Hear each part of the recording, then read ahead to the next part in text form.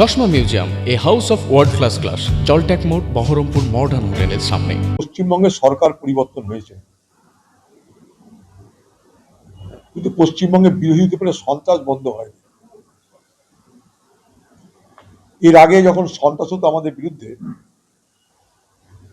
তখন তৃণমূলের গুন্ডারা মস্তানরা পুলিশের সরাসরি সহযোগিতায় করত সন্ত্রাস। এখন মুর্শিদাবাদ জেলায় আমরা দেখছি সরাসরি পুলিশ নিজেই সেই সন্ত্রাসে অংশগ্রহণ করছে। কারণ মুর্শিদাবাদে বিজেপির ফল ভালো হলেও বিজেপির কর্মী নেই, বিজেপির সেই শক্তি নেই যে তারা বিরোধীদেরকে রুখতে পারে। তাই সরাসরি পুলিশ আক্রমণে এবং সন্ত্রাসে নেমে পড়েছে। অদ্ভুতভাবে মুর্শিদাবাদ জেলায় এই প্রশাসনিক দৃষ্টিভঙ্গি দেখে আমরা অবাক হচ্ছি। লালগোলার ময়া অঞ্চল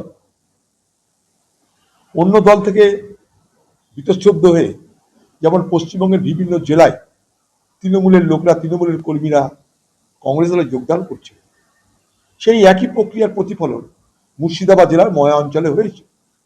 সেখানে যারা তৃণমূলের মেম্বার ছিল তারা আমাদের দলে যোগদান করেছে।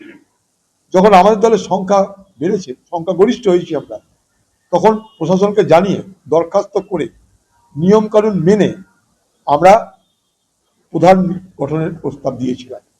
নিয়মকানুন মেনে দরখাস্ত করে প্রশাসনকে জানিয়ে সমস্ত ফর্মালিটি করে এবার সেই পঞ্চায়েত গঠনটা যাতে করতে না পারে কংগ্রেস, তার জন্য পুলিশ নিজে একজন মেম্বারকে নিজে অপহরণ করে নিয়ে চলে গেল, যাতে সংখ্যাগরিষ্ঠ না হতে পারে। অর্থাৎ এই জেলাতে পুলিশ কংগ্রেসের সঙ্গে যোগদান করে যাতে কংগ্রেসের বোর্ড গঠন না করতে পারে, তার জন্য নির্বাচিত জনপ্রতিনিধিকে অপহরণ করছে। অপহরণ মিনস অপহরণ, কিডন্যাপ করছে এই লালগোলা থানার নেতৃত্বে ময়া অঞ্চল যাতে প্রদান করতে না পারে। অর্থাৎ আমাদেরকেও আগামী দিনে এই মুর্শিদাবাদ জেলায় প্রশাসনের বিরুদ্ধে লড়বার কথা ভাবতে হবে, মানসিকতা নিয়ে আমাদেরকে নামতে হবে। জেলা জুড়ে আন্দোলন আমরা করতে থাকবো।